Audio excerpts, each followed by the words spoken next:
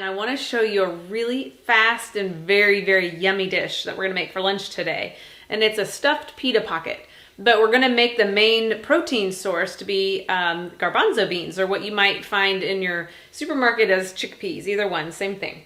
But here are my chickpeas here, and they provide about 14 grams of protein per cup, as well as 14 grams of fiber per cup. So they're so nutritious and so good for you, and they taste wonderful in this dish. So we're gonna open up our pita. We're gonna put in a little bit of mayonnaise or any kind of dressing that you really like, and we're gonna stuff it with some garbanzo beans and some spinach. We have tomatoes and olives and peppers and cucumbers and onions and a little feta cheese on the top. And then you'll be done, and we'll have a nice stuffed pita sandwich with the nice legumes for our centerpiece.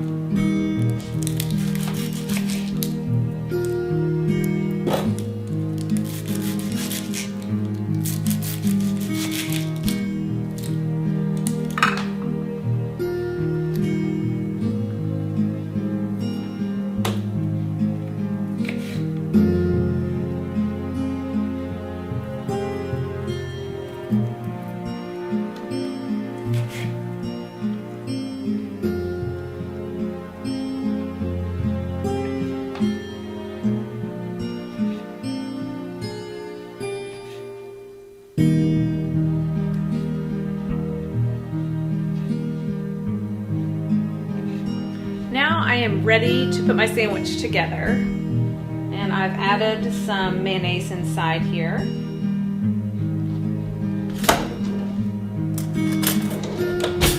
And I'm going to add my garbanzo beans in first. And I'm going to stuff some spinach in. This literally took me just about 2 minutes to chop up everything. It's very quick. So we're stuffing it. And next I think I'm going to put some cucumbers in. This is just great. It's full of veggies. A little bit of onion. I'm going to put in some pepper. Put in our black olives there. And some tomatoes.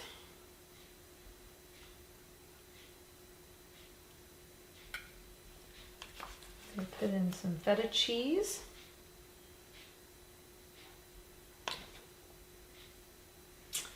And we are done. This looks so good. We're gonna eat some lunch, and then I'm gonna come back and fix dinner, and then we're gonna make a dessert. So stay tuned.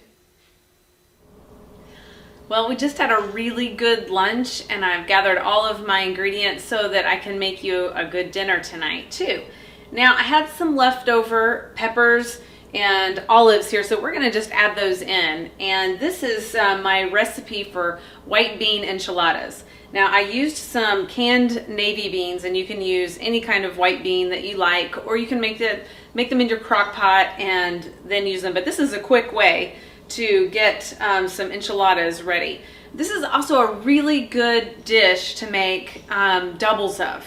So I usually will grab these pans that are disposable, and I might make a couple pans of these and put one in the freezer for later. Or it's also a really good dish to take to a mother that just had a baby, or a family that's experienced some sickness and you want to bring them a meal.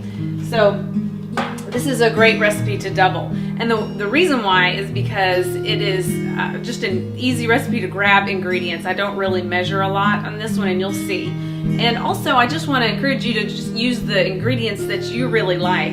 I am going to be using these today, but if you don't like, say, the enchilada sauce and you'd rather have salsa on there, or fresh tomatoes, then by all means do that. And if you don't like cilantro, some people just really don't like cilantro, just leave that out and add something else in, or nothing at all. But this is a basic recipe where I'm just going to be kind of putting everything in the bowl, mixing it, and putting it in my tortilla and baking it for 30 minutes. So just a quick thought here. Last time I made this, I put these in to the food processor and mixed it all in with the sour cream and the green chilies and the onions. But this time, just to save some time, I'm not going to do that. So we'll see how it turns out, but I think the flavors will be really good. All right, so this is 2 cans, and I'm making 2 cans because I'm going to be making 10 enchiladas today. I'm just going to empty that. And I just chopped up about 3 green onions. And again, if you want to add more or less, that's just fine. And I'm going to grab some sour cream and put in a couple of tablespoons of sour cream. Give that a stir here.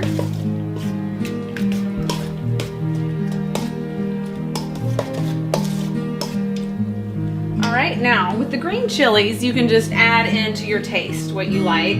This will add just a little bit of spice. These are mild. Some little kiddos don't like that spice in there, so you can leave that out if you like, but I think it's really good. And since I have some peppers left over, we don't want those to go to waste because they'll be great in this dish. So, and they're also very nutritious. So I'm going to save a few just to put on the top too. And then I think I'm going to use my olives just to go on the top right before I bake it. So that's what our mixture's looking like. See how easy that was? Just put everything in there together. I want to make a note again to tell you that these beans are also very high in fiber and protein, just like our last dish with the garbanzo beans. It's identical. So this is a really great high plant protein meal.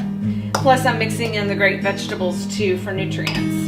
Now I'm going to just grab some cheese here, sprinkle that in. I'm going to save the rest for the top. And then my very favorite ingredient is the cilantro, and our whole family likes cilantro. So we put a lot in this dish. Of course, if you're taking this meal to someone, you might want to just ask if they like cilantro.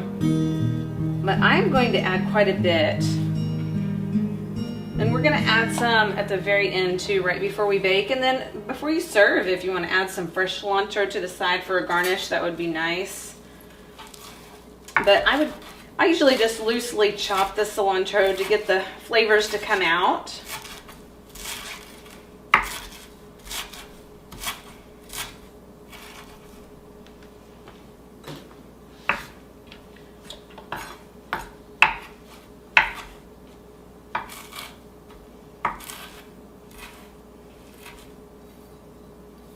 Alright, I'm going to add that to our dish and stir it in.